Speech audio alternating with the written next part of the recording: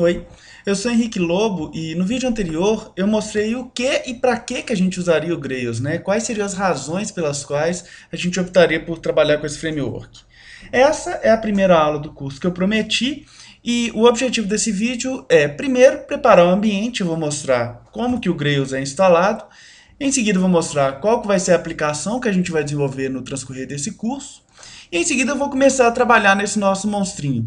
A gente vai escrever as classes básicas, configurar a aplicação, ou seja, a gente só vai definir como que é o acesso ao banco de dados, e para finalizar a gente vai fazer o deploy. Com base nisso, nas aulas seguintes a gente começa a se aprofundar em outros detalhes do Grails, como por exemplo a camada de persistência, visualização e por aí vai. A gente vai também ver como funcionam alguns plugins, no caso eu vou falar dos mais importantes, e no final desse curso você vai poder se virar muito bem com esse framework. Bom, então vamos começar mostrando o que a gente vai desenvolver. Bom, a aplicação que a gente vai desenvolver é um controle de estoque muito simples. Por enquanto, ele vai ter só 4 classes. A principal classe do nosso projeto é a classe produto. Na classe produto, a gente vai incluir apenas 3 atributos. Isso aqui eu inclui sem querer. É a categoria a qual ele pertence. Por exemplo, imagina que você é dono de uma loja. Você vai vender diversos tipos de produto. Então você vai ter, por exemplo, perfume, livro, presente e por aí vai. Cada uma dessas são uma das categorias nas quais o nosso produto se encaixa. Outra classe que a gente vai ter é o fornecedor responsável por aquele produto. Então a gente vai poder, em teoria, ver, em teoria não, a gente vai ver na prática quem é que fornece aquele produto para a gente. E finalmente a gente vai ter o item de estoque. O item de estoque ele vai fornecer para a gente a quantidade daquele produto, o produto propriamente dito e qual que é o preço. No transcorrer dessas aulas, eu vou ir trabalhando mais nessa nossa entidade item estoque. O importante é que isso aqui esteja básico o suficiente para que, no primeiro momento, a gente possa criar essas entidades, fazer a interface gráfica delas, e logo em seguida a gente vai ver algumas mágicas que a gente vai terminar no funcionamento dessa aplicação. Terminada essa aula, o código-fonte já vai estar disponível no GitHub, no slide final em que eu vou mostrar esse endereço. Bom, para instalar o Grails, a primeira coisa que você tem de fazer é baixar a última versão no site oficial, que é o grails.org. Na página inicial, você vai encontrar um link para download do Grails. No meu caso aqui, eu estou baixando a versão 1.3.7. É muito provável que do transcorrer desse curso saia a versão 2.0. Quando isso acontecer, eu vou mostrar como fazer o upgrade de versão, que é extremamente simples de ser feito. Bom, clicando no link de download, a gente vai obter um arquivo no formato .zip. Tudo que você tem de fazer é, finalizado o download, descompactar esse arquivo em um diretório de sua preferência. No meu caso, eu descompactei esse diretório dentro do meu C mesmo. Coloquei aqui um diretório chamado Grails 137 e coloquei lá dentro o conteúdo do arquivo zip. O próximo passo é a gente alterar algumas variáveis de ambiente. No caso do Windows 7 do Vista, é o seguinte procedimento que você deve adotar. Clica no menu iniciar, vai aparecer o link do computador. No Windows XP, é só você clicar em cima do ícone do computador com o botão direito do mouse, igual eu estou fazendo aqui. Em seguida, você vai vir aqui em Configurações Avançadas do Sistema.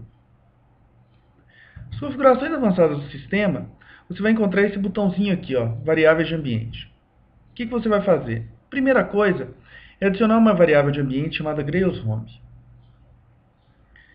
Essa variável de ambiente ela deve apontar para aquele diretório em que você descompactou o Grails. O próximo passo é você incrementar o path do seu sistema. Olha, você vai encontrar aqui dois grupos de variáveis. As de cima, do usuário Kiko Lobo, são aquelas específicas só do meu usuário dentro do sistema. Se você quiser definir as variáveis para qualquer usuário, você define no bloco de baixo.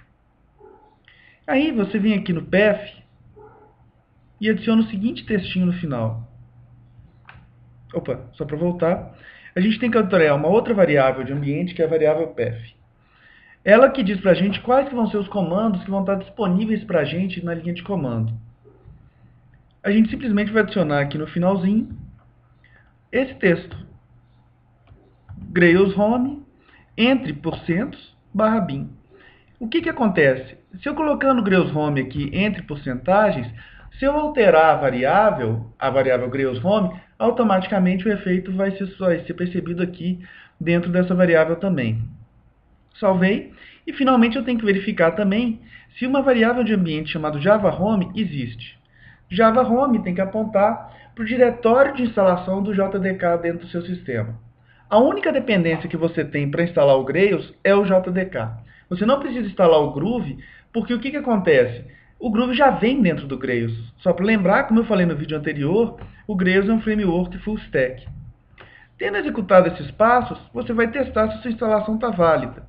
Você vem aqui no prompt de DOS e digita o comando Grails. Se tudo der certo, você vai ver uma saída similar a essa que eu estou mostrando. Se você trabalha com Linux ou Mac, eu escrevi um procedimento dentro do código-fonte que explica também como executar isso. É um TXT que está dentro aqui do diretório docs. Você pode baixar isso pelo GitHub, que se chama instalação Linux e Mac. Aqui eu explico passo a passo como executar isso e quais são os arquivos que você vai ter que editar para que essas alterações surtam efeito. Com o nosso Grails instalado, a gente parte agora para o nosso próximo passo, que é a criação da nossa aplicação mesmo. Bom, com o Grails instalado, a gente começa a criação do nosso projeto. Tudo no Grails a gente faz usando o comando Grails. Se você trabalha com alguma IDE, você não precisa nem conhecer esse comando. Mas aqui eu vou tentar manter o ambiente de desenvolvimento o mais mínimo possível. Então eu vou usar só o editor de texto e a linha de comando. Isso vai mostrar duas coisas para a gente. Primeiro, a simplicidade do Grails. E segundo, vai comprovar o fato também de que é um ambiente completo, que a gente não precisa de literalmente nada além disso para trabalhar com ele. Bom, para criar uma aplicação, eu venho aqui na minha linha de comando e digito Grails, create app e o nome da aplicação que eu quero criar. No nosso caso, Stock. O Grails vai criar no diretório corrente um diretório com esse nome e lá dentro vai estar a estrutura de diretórios que eu apresentei no vídeo anterior. Só para lembrar, ela expõe já as convenções presentes no framework. Grails app é o que interessa para a gente. Então, dentro de conf a gente tem os nossos arquivos de configuração. Grails, como é um framework MVC, a gente vai ter aqui os componentes do MVC, e dentro do diretório controllers, os controladores. Dentro do diretório domain, as nossas classes de domínio. Uma classe de domínio para o Grails é simplesmente uma classe cujo estado vai ser persistido num banco de dados. No Grails 1.3.7, por default, é um banco de dados relacional. No 2.0, a gente vai ver que não necessariamente a gente pode usar um banco de dados baseado em documento, grafo, por aí vai. E 18N são os recursos de internacionalização, bem no formato que a gente já está acostumado a trabalhar no Java tradicional. Que é o quê? Chave-valor. De um lado a gente tem a chave, do outro lado o valor que a gente quer expor. Eu vou falar mais sobre isso numa aula mais para frente. Voltando aqui, a gente tem um diretório de services. Services acomodam os nossos serviços. Um serviço é uma classe em que você vai implementar a lógica de negócio da sua aplicação. Qual que é o problema? É muito comum você desenvolver a sua lógica de negócio dentro do controlador, uma classe de domínio. Então o Grails ele tenta te influenciar ao máximo para que você não cometa esse erro. Taglib, que é onde a gente vai incluir as nossas bibliotecas de tag. É muito fácil criar taglib com Grails e vai ser o assunto de outra aula. Dentro de views, a gente vai ter arquivos de SP. O arquivo de SP ele é muito parecido com o JSP que a gente está acostumado a trabalhar. E, finalmente, a gente tem aqui também o diretório utils, que vai acomodar arquivos que não se enquadram em nenhuma daquelas outras categorias. Voltando para a raiz, esse é o diretório raiz, eu costumo chamar de reaproveitamento de código. No lib, a gente vai incluir arquivos .jar. Então, todo o código que você quer reaproveitar, você inclui dentro do lib. Por exemplo, a nossa aplicação ela vai ser baseada no MySQL. Se eu quero usar o MySQL, eu preciso do driver. Eu já baixei ele, eu vim aqui dentro do diretório lib, você vai ter acesso a tudo isso. Faço um Ctrl+C desse diretório, desse arquivo, quer dizer, e dentro do nosso projeto, só de copiar para ele o driver, nossa aplicação está pronta para trabalhar com o MySQL, vai conseguir carregar o driver. Em seguida, a gente tem o diretório de scripts, que é onde a gente vai incluir os scripts de build, no caso do Grails, eles são baseados no Gantt. Source é onde a gente vai salvar código-fonte legado, ele pode ser Groove ou Java. Dependendo do plugin, você pode, por exemplo, trabalhar com Scala, Clojure, o que for. Finalmente, a gente tem um diretório de testes, em que a gente vai salvar os nossos códigos de teste unitário e de integração. E, finalmente, o Web App, que é onde a gente vai colocar o conteúdo estático do nosso site, ou seja, arquivo CSS, JavaScript, etc. Bom, com a estrutura de diretórios criada, o primeiro passo que a gente tem que tomar é a criação das nossas classes de domínio. Vamos começar pelas mais simples. Categoria. Eu só tenho um atributo que é o nome. Eu venho aqui, dentro do diretório estoque, que eu acabei de criar, eu executo o comando Grails, create domain class, categoria. Ele vai criar para mim dois arquivos. Um é o esqueleto para escrever os meus testes unitários. E o outro vai ser a classe categoria dentro do diretório domain. Então vem cá, eu vou encontrar ela já de cara dentro de Grails App, domain. Ele vai criar um pacote default para mim, que é o nome da aplicação, é o estoque. E aqui dentro está ele. Uma classe simples que não estende nada e que só tem um bloco chamado constraints. Como eu mencionei, olhando aqui no nosso diagrama, a gente vê que eu só tenho um atributo que é nome. Coloco ele aqui. String nome. Nas constraints, eu defino regras de validação. As regras de validação, você pensa nisso como se fosse, por exemplo, o Hibernate Validator ou o Spring Validator. É uma forma ágil de você colocar como que deve ser preenchidos esses campos na persistência deles no banco de dados. Nome, por exemplo, eu sei que ele não pode ser null nunca. Ele não pode ser em branco, porque não faz sentido, blank false. Eu não quero que a categoria seja muito grande no seu nome. Eu quero que ela tenha, então, no máximo uns 32 caracteres e que seja única. Eu não quero que se repita esse registro no banco de dados. Você me pergunta, da onde eu tirei todos esses dados? E qual que é a sintaxe básica de uma constraint? É simples. O nome do atributo, chaves e a lista das constraints separadas por vírgula aqui.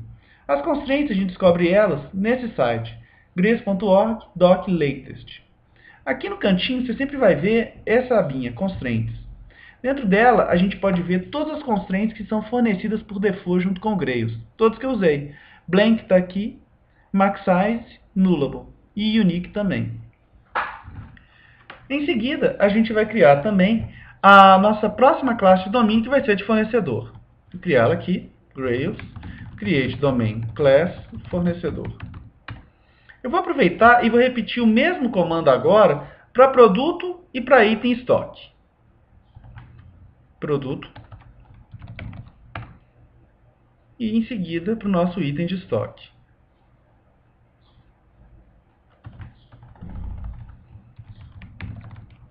Pronto. Com isso executado, vamos editar agora a nossa classe fornecedor. Fornecedor já tem um pouco mais de atributos. A gente vai incluir nele aqui nome, e-mail e endereço. Nome, e-mail, endereço. Em seguida, a gente repete o mesmo procedimento. A gente inclui aqui quais são as constraints. Nome, false, false. Eu quero que seja único o nome. E eu quero que o tamanho máximo seja de 64 caracteres.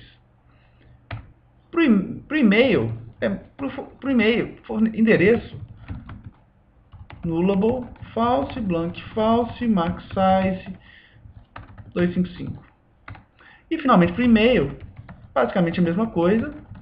Blank false, max size, 128 se o cara tiver um e-mail monstro, único e uma validação a mais que é por e-mail. Isso aqui é uma mão na roda. Ele vai validar para ver se o e-mail está válido. Se eu digitar alguma coisa como, por exemplo, Jack, ele não vai aceitar como e-mail. Ou Jack, arroba... Opa, se eu colocar aqui, por exemplo, um Jack, arroba... Também não, mas se for isso aqui, ele já aceita. Só uma comodidade. Finalmente, a gente vai ter também aqui produto. Produto, a coisa começa a ficar mais interessante. Produto, lembrando aqui quais são os atributos, ele simplesmente vai ter um atributo chamado nome. E ele vai ter duas dependências, uma para fornecedor e outra para categoria.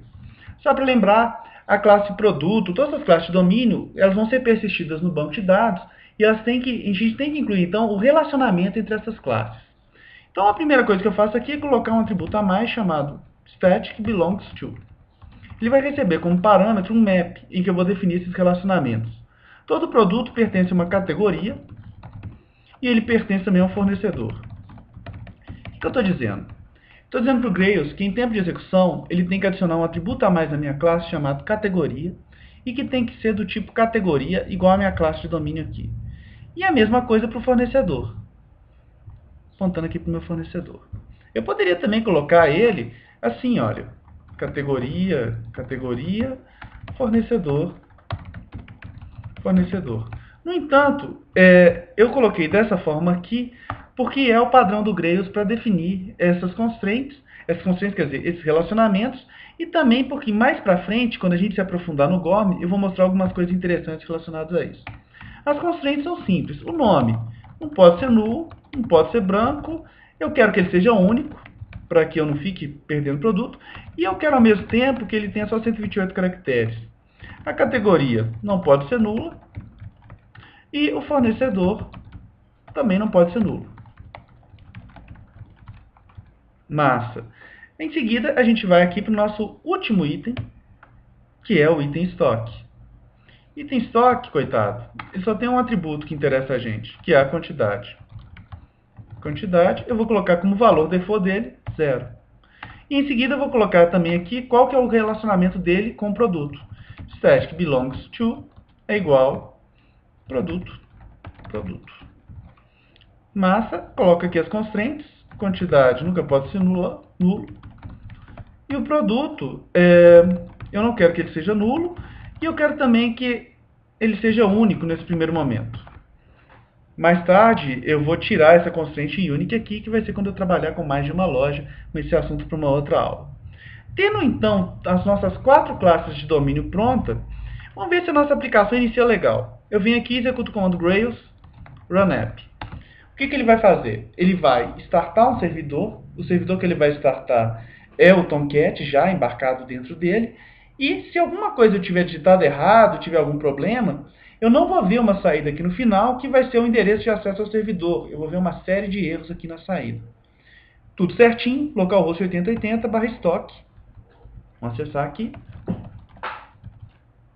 /estoque. Tá aqui, a gente só tem a página inicial do Grails, porque a gente ainda não criou nenhum controlador. É o que a gente vai fazer agora. Criar um controlador é muito fácil. Eu venho aqui, digito Grails, create controller, e eu passo o nome do controlador. Por default, eu coloco o nome das minhas classes de domínio. Nessa nossa primeira aula, a gente vai criar só 3 controladores. Um para fornecedor, um para categoria e um para produto. Create controller, categoria. Eu vou criar esse primeiro controlador aqui e eu vou mostrar o recurso que chama-se Scaffolding dinâmico. O Grails vai gerar o CRUD inteiro para a gente em tempo de execução, sem que eu precise fazer nada. Abrindo aqui o nosso controlador, também foi criada a classe de teste unitário para ele. Ele fica em Controllers, Stock, categoria Controller. De novo aqui, a gente vai ver um dos padrões do Grails. Toda classe de controlador tem controller no final do nome da classe. E não tem muita coisa no nosso controller, não. Eu vou apagar esse conteúdo aqui e vou colocar def scaffold igual categoria. O que eu estou dizendo aqui? Eu estou dizendo, executa para mim o scaffold relacionado à classe de domínio categoria. Em seguida, eu vou colocar essa aplicação para rodar. Grails run app. Se tudo der certo, na nossa página inicial, a gente vai ver inclusive o link já para o primeiro controlador. Aquela páginazinha default do Grails, ela só para startar, ela vai mostrando todos os controladores que tem dentro da aplicação. Bom, a aplicação subiu. E quando eu der um reload na minha página, vai estar aqui, categoria controller.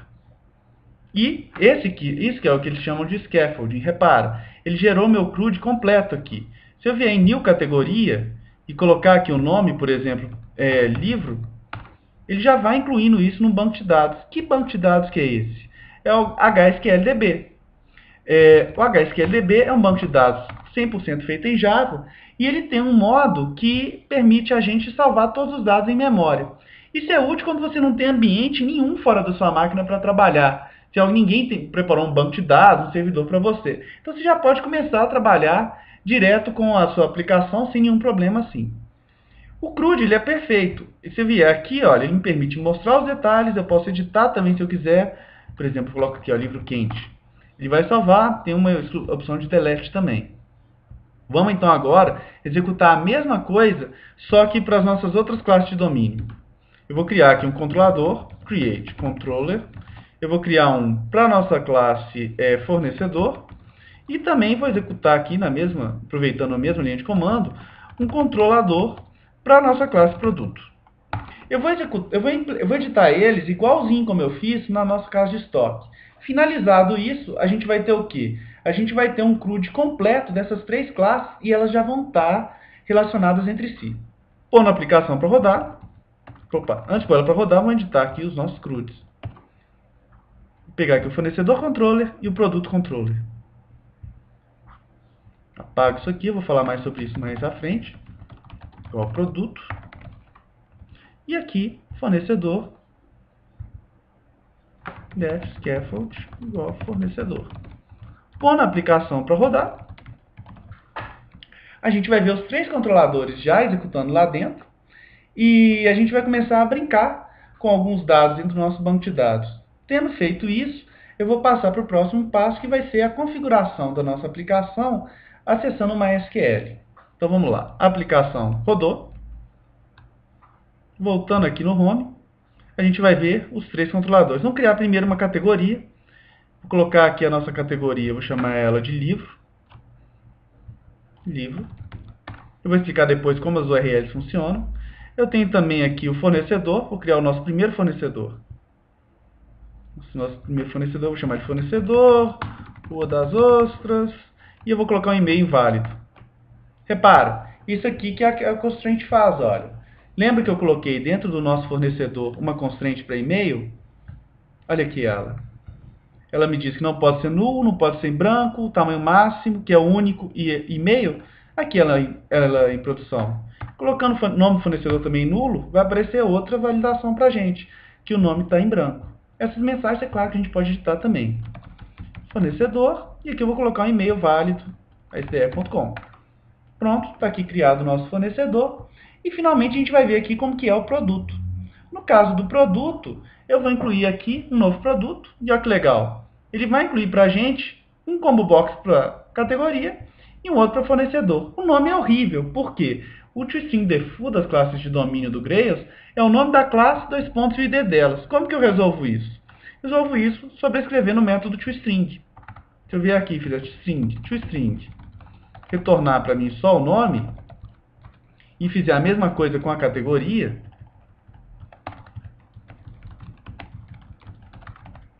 eu não preciso da palavra-chave return aqui. A nossa próxima aula, inclusive, é só sobre as diferenças entre Groovy e Java. No nosso caso aqui, é só fazer o kickstart mesmo. Deu pau a aplicação porque ele está recompilando as minhas classes de domínio. Ainda não existe nenhuma categoria em fornecedor, ele vai me dar um pau aqui, porque eu não preenchi nada disso. Voltando então e refazendo a coisa, repara, os dados são perdidos nesse modo o tempo inteiro. Então vamos lá, livro, vamos seguir daqui, vamos cadastrar um fornecedor, qualquer fornecedor, jack.com. Vamos vir aqui e finalmente no cadastro do produto, aparece já preenchido aqui certinho pra gente, produto 1. Beleza, estão aqui os nossos produtos cadastrados. Esse é o nosso CRUD básico. O problema todo é o seguinte, ele não me forneceu a possibilidade de eu persistir esses dados. Então agora a gente entra no nosso próximo passo, que é a configuração do banco de dados. Configurar o banco de dados vai ser muito fácil. Parar aqui a aplicação. Tudo que eu preciso é ter um banco de dados pronto para que eu trabalhe. Então, venho aqui na minha linha de comando e vou criar ele no MySQL. Eu vou criar para a gente um usuário, create user stock. Eu quero que ele esteja no meu localhost. Localhost, identified by stock vai ser a senha dele. E eu vou criar um banco de dados chamado stock. Grant all on stock.asterisco to stock localhost flush privileges. Beleza, meu banco de dados está pronto. Vou tentar logar com o meu usuário stock. p stock show databases. Aqui, ó. Meu único banco de dados é o stock. O acesso está garantido. No Grails, dentro do diretório conf, a gente tem um arquivinho que se chama datasource.groovy. Ele é muito interessante, ele diz pra gente muita coisa. Nele que a gente configura o acesso ao banco de dados. Ele é composto por basicamente 3 blocos. Data source, Hibernate e Environments. No Data Source a gente coloca configurações padrão. Repara, o driver que eu estou usando aqui é o do HSQLDB, aquele mesmo que eu apago as minhas senhas, meus dados a cada alteração de domínio ou reiniciação da minha aplicação. Tem um username e um password. Dentro de Hibernate, eu coloco as configurações padrão do Hibernate. Só para lembrar, o Grails é baseado numa tecnologia chamada GORM, que é Grails Object Relational Mapping. O GORM, por sua vez, é uma camadinha em cima do Hibernate que a gente já está acostumado a trabalhar. E em seguida a gente tem environment, que são os ambientes de execução.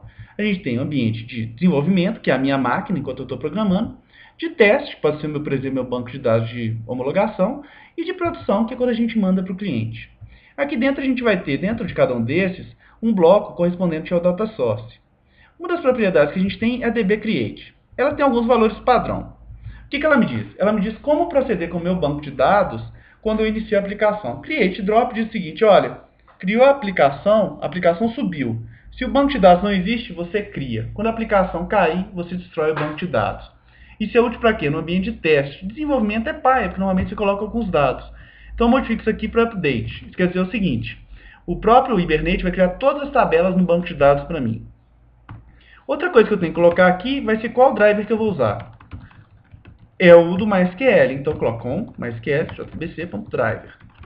E em seguida eu coloco aqui a URL de acesso, jdbc, MySQL, localhost, /estoque, que é o banco de dados que eu criei. O nome do banco do usuário é estoque e a senha é estoque também. Pondo a nossa aplicação para rodar, vamos ver o que vai acontecer. Rails Run App. Quando eu executo o Run App, eu vou ser colocado dentro do ambiente de desenvolvimento. Vamos então aqui startar o MySQL. Olha que legal. Use estoque. Vamos ver aqui se ele já vai criar as tabelas para a gente. Show Tables. O que o Grails disse? Mandou o Hibernate criar para a gente todas as tabelas. Uma das tabelas que ele criou, a primeira, foi a categoria. Categoria, ele vai ter 3 campos. O ID, que a gente não incluiu, o Grails exclui para a gente por padrão, e seguindo o banco de dados que ele estiver trabalhando, ele pode colocar se é auto-incremental ou não. No caso do MySQL, o Hibernate diz que sim. Version, que é a opção de versionamento. Isso aqui diz as questões de lock que o Grails vai adotar dentro da nossa aplicação. E em seguida aqui, o nome, que é o campo que a gente definiu. Lembra que eu coloquei que ele não pode ser nulo, tem que ser único, e ao mesmo tempo ele só pode ter 32 caracteres? Então, aquilo ali vai voltar para o nosso banco de dados. Outro que ele vai criar para a gente aqui vai ser o produto. Detalhe, no produto ele já vai criar, inclusive, com as chaves estrangeiras relacionadas para as tabelas que a gente tinha criado. Então, se eu colocar show, create table, produto, olha que legal. As constraints de foreign key já são criadas para a categoria e fornecedor, e os campos acrescidos de version e também do ID. Pondo a nossa aplicação para rodar, vamos criar alguns registros aqui. O primeiro deles vai ser a nossa categoria. Agora sim, as coisas são salvas no banco de dados. New categoria, livro. Vamos ver como é que isso aqui ficou no banco de dados. From categoria, livro. Vamos voltar aqui agora. Coração nosso fornecedor. De novo, o Jack vai voltar. Jack, Jackolândia, jacko.com. Vamos ver o nosso fornecedor. E para finalizar, vamos ver aqui como é que está a nossa classe referente ao produto. Produto, está aqui, produto quente, select asterisco from produto. Os dados são persistidos para a gente automaticamente no banco de dados. Com isso aqui agora, a gente já está com a nossa aplicação pronta para um primeiro deploy, né? Pronta para um primeiro deploy dentro de um servidor fictício. Vamos então imaginar que o meu ambiente de produção e desenvolvimento seja o mesmo, que você nunca deve fazer. Eu simplesmente viria aqui, copiaria esse bloco inteiro para cá e executaria. Estaria pronto então o meu ambiente de produção, né? E eu executaria o seguinte comando dentro do meu diretório aqui do Grails. Grails var. Ele vai gerar para a gente, como você já pode imaginar, um arquivo .ar. E aí você simplesmente faz o deploy dentro do servidor de sua escolha. Se for, por exemplo, o Tomcat, você pode simplesmente copiar para dentro do diretório web app, que vai estar lá dentro. Esse arquivo fica dentro de um diretório que vai ser criado chamado target. Dentro do target, a gente vai ver que vai criar um arquivo que por default é estoque-0.1, que é o número de versão da aplicação. É um AR convencional, já com todos os jars lá dentro, todas as dependências. De onde vem esse número de versão? Ele vem desse arquivinho aqui, olha, application.properties. Tem uma chave aqui, que é a app.version. Isso aqui também lista quais são os plugins com os quais eu estou trabalhando. Isso finaliza a parte prática dessa nossa primeira aula, seguida da nossa introdução. Nossa próxima aula vai ser sobre Groove e quais são as principais diferenças do Groove com relação ao Java. Eu vou fazer um live coding rápido e com isso a gente vai entender quais são essas diferenças e como que a gente evita uma série de armadilhas. Groove é uma linguagem que aumenta muito a produtividade do desenvolvedor.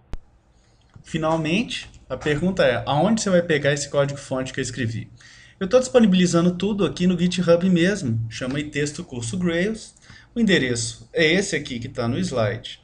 Falando um pouquinho sobre a estrutura desse nosso repositório, ele é bastante simples. No diretório docs, eu estou salvando todas as informações que eu gero como documentação do sistema. Então, todos os slides estão presentes aqui. Informação sobre esse diretório, eu digo quais que são os programas que eu uso para gerar os arquivos. E aqui está também o nosso arquivinho que diz como instalar o Grails dentro do Linux ou do Mac. Dentro do diretório lib eu estou salvando bibliotecas que eu posso usar no transcorrer do curso. E finalmente, dentro do source está o código-fonte que eu vou desenvolvendo no transcorrer das aulas. Nos commits eu incluo também aonde que o nosso código-fonte está. Por exemplo, se você vier aqui e baixar só no ponto live coding da primeira aula, você já vai pegar de cara o código-fonte tal como ele estava quando eu terminei o vídeo. Então é isso. Aguardo vocês na nossa próxima aula. Muito obrigado.